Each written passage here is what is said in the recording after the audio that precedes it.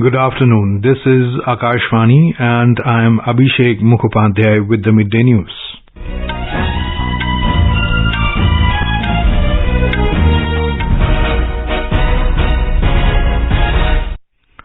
The headlines. Prime Minister Narendra Modi to embark on a 3-day official visit to France and UAE tomorrow. Government directs procurement of tomatoes from Andhra Pradesh, Karnataka and Maharashtra to check rising retail prices. Light to moderate rain continues in several parts of Uttarakhand. Situation eases slightly in Punjab and Himachal Pradesh. Trinamool Congress wins Panchayat polls in West Bengal. BJP comes second. And India bagged 3 gold medals on the opening day of the Commonwealth Weightlifting Championships at Gautam Budh University in Greater Noida.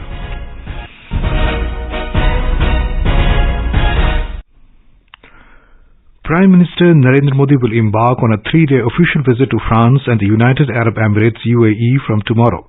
On the first leg of his tour, the Prime Minister will visit Paris at the invitation of President of France Emmanuel Macron. He will be the guest of honor at the Bastille Day Parade on Friday, where a Tri-Services Indian Armed Forces contingent would be participating. The Prime Minister will hold formal talks with French President Macron, who will host a state banquet as well as a private dinner in his honor. Mr. Modi is also scheduled to meet the Prime Minister of France, Presidents of the Senate and the National Assembly of France. He will separately interact with the Indian diaspora in France, CEOs of Indian and French companies, and prominent French personalities. Our correspondent reports that this year marks the 25th anniversary of the India-France strategic partnership. The Prime Minister's visit will provide an opportunity to chart the course of the partnership for the future across diverse sectors such as strategic, cultural, scientific, academic and economic cooperation. On the second leg of his visit, Mr. Modi will visit Abu Dhabi on the 15th of July. He will hold talks with UAE President and ruler of Abu Dhabi, Sheikh Mohammed bin Zayed Al Nahyan. The Prime Minister's visit will be an opportunity to identify ways to take the India-UAE comprehensive strategic partnership forward in various domains such as energy, education, healthcare, food security, fintech, defense and culture.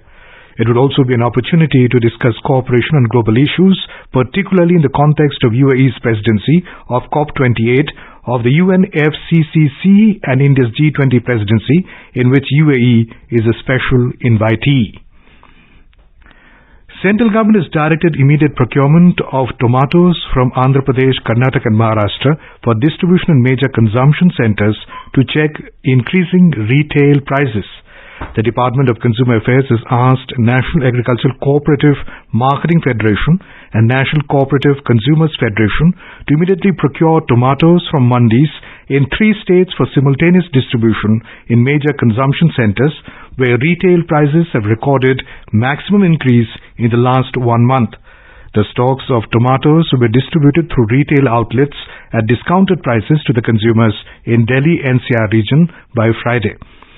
In a statement, the Consumer Affairs Ministry said that targeted centers for release have been identified on the basis of absolute increase in retail prices over the past 1 month in centers where prevailing prices are above the all India average.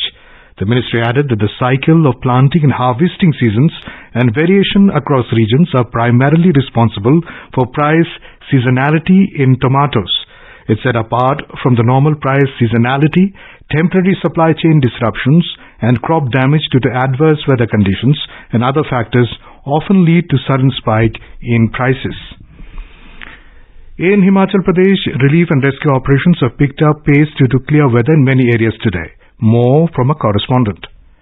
In some areas of Kullu district, people heaved a sigh of relief after the power and mobile services were restored. About 2,500 tourist vehicles have been taken out of the district. The Chamba administration has also safely evacuated 81 people stranded at Dhancho. Operation is underway to rescue 300 stranded tourists from Chandratal Lake area of Lahaul Spiti. Routes affected by landslides are being restored. Although Shimla-Chandigarh National Highway has also been restored for traffic, the administration has appealed to the people to avoid unnecessary travel and be vigilant. So far, 80 people have died in monsoon-related incidents in the state. Of these, 30 people have died due to flood-like disasters caused by the heavy rains during the last 4 days, while 10 people are said to be missing. A loss of more than rupees 4,000 crore has been estimated due to harsh weather conditions. The meteorological department has predicted rain at some places in the state during the next 24 hours. Ritesh Kapoor, Akashvani News, Shimla.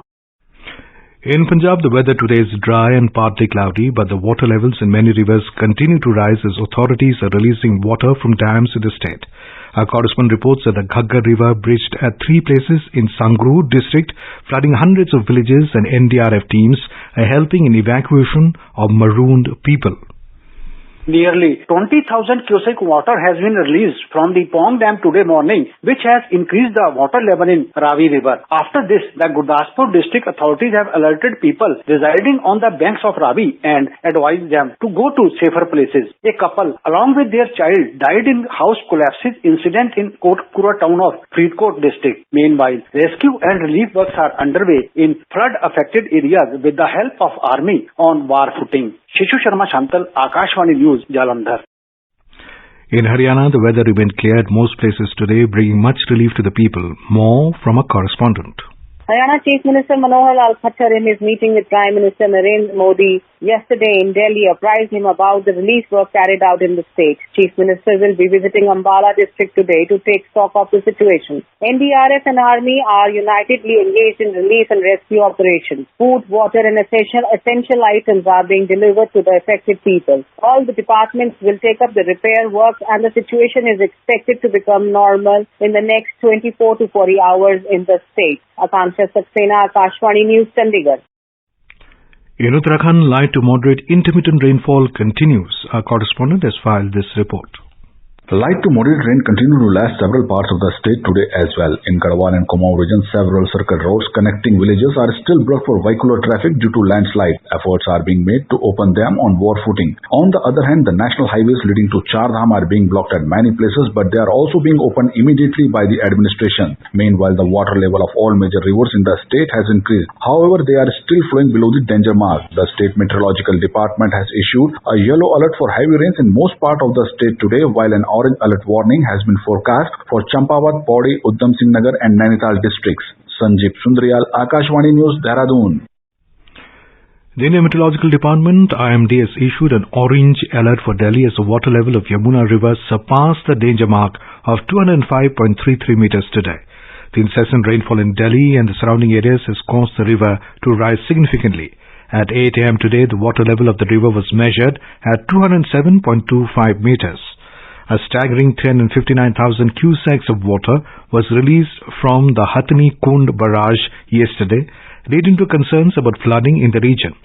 As all the gates of the Hathni Kund barrage were opened, the water is expected to reach Delhi within the next 72 hours. The administration has issued a high alert anticipating a rise in the water level and potential flood-like conditions. The India Meteorological Department has issued a red alert for Bihar, West Bengal, Sikkim and Meghalaya, as these states are expected to experience heavy to very heavy rainfall with extremely heavy rainfall today. A red alert has been issued for West Bengal and Sikkim for tomorrow as well. The IMD has asked people to avoid areas prone to waterlogging and stay away from vulnerable structures. Uttarakhand and Uttar Pradesh and an orange alert as heavy to very heavy rainfall is expected in the two states today. In Jammu and Kashmir, the 10th batch of over 7,800 Amarnath Yatra pilgrims left the Jammu base camp today for Baltal and Pahalgam. The pilgrims left the Bhagwati Nagar base camp in Jammu in a convoy of 339 vehicles. 4,677 pilgrims are headed for Pahalgam and 3,128 pilgrims for Baltal base camp. The Yatra resumed from Jammu base camp yesterday afternoon after remaining suspended for 3 days due to closure of Jammu-Srinagar National Highway for repairs in the Ramban section following incessant rains that caused unprecedented damage to the national highway. This is Akashvani giving you the news. For quick news updates around the clock, follow us on our Twitter handle at AIR News Alerts. In West Bengal, Panchayat polls results of 718 out of 928 seats in Jila Parishad have been declared till 9:30 a.m. Trinamool Congress has won 570 seats, BJP 18, Congress 5, CPIM 2 and 1 independent. Out of the 9,728 Panchayat Samiti seats, results of 9,402 seats have been announced. Trinamool Congress has won 6,184, BJP 947, Congress 250, CPIM 167, RSP 2, Forward Bloc 1, Independents 146 and others 131. BJP has announced Babubhai Jaisonbhai Desai and Kesri Vev Singh Zala as his candidates for the forthcoming Rajya Sabha polls from Gujarat. Ananta Maharaj will be the party candidate for the Rajya Sabha polls from West Bengal. Party President JP Nadda cleared the names. Farmers Producers Organizations FPOs are instrumental in reducing the loss and wastage in the value chain system of agriculture sector. This was stated by Agriculture and Farmers Welfare Secretary Manoj Ahuja during the inaugural session of a national workshop in New Delhi today on formation and promotion of 10,000 across the country. He said FPOs can play a vital role in bringing efficiency in the entire agriculture ecosystem. To see the entire value chain, there is a lot of value loss or inefficiency. And by aggregating farmers into FPOs, we can actually generate value or unlock value or reduce wastage, which would benefit the farmers in general. And the FPO is an instrument to do that. The third Culture Working Group meeting under India's G20 presidency concluded in Hampi in Karnataka yesterday. The meeting ended with updates and development towards arriving at a consensus on restitution of cultural property, harnessing the living heritage and promoting creative economy and industries, and promoting digital technology and preserving masterpieces. The next meeting will be held in Varanasi on August 26th. More from a correspondent. The third Culture Working Group meeting in Hampi World Heritage Site in Karnataka not only worked on a roadmap to revive culture but also provided the delegates from foreign countries an opportunity to experience Indian tradition and heritage. The G20 delegates participated in a yoga session at the Hazara Ramaswamy Temple in Hampi, the erstwhile capital of Vijayanagara Empire, that is today a UNESCO World Heritage Site. The delegates were also taken on a guided tour of the royal enclosure and other monuments depicting the rich heritage and architectural marvel of that era. Renowned cultural troupes gave performance on the magnificent history of Vijayanagara Empire. Sudhindra, Akashvani News, Bengaluru. Governor said that over 160,000 Ayushman Bharat health and wellness centers have been operationalized across the country. These centers deliver a range of comprehensive healthcare services like maternal and child health and services to address communicable and non-communicable diseases. It also provides free essential medicines and diagnostic services, teleconsultation and health promotion, including wellness activities like yoga. In a tweet, Union Health Minister Mansukh Mandavia said, health and wellness centers are contributing immensely towards creating a healthy and prosperous India. On to sports now. India has won 3 gold medals so far in the Commonwealth Weightlifting Championships, which began today at the Gautam Buddha University, Greater Noida.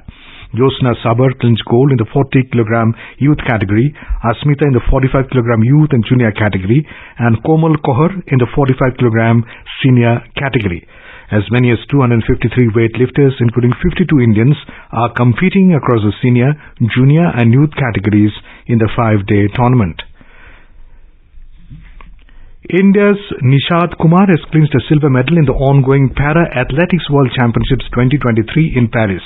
Nishad bagged this medal in the high jump T47 event.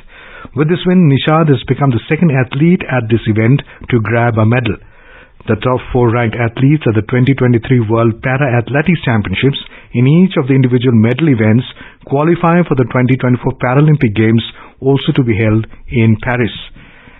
In cricket, the first test of the 2-match series between India and West Indies begins this evening at Windsor Park, Dominica.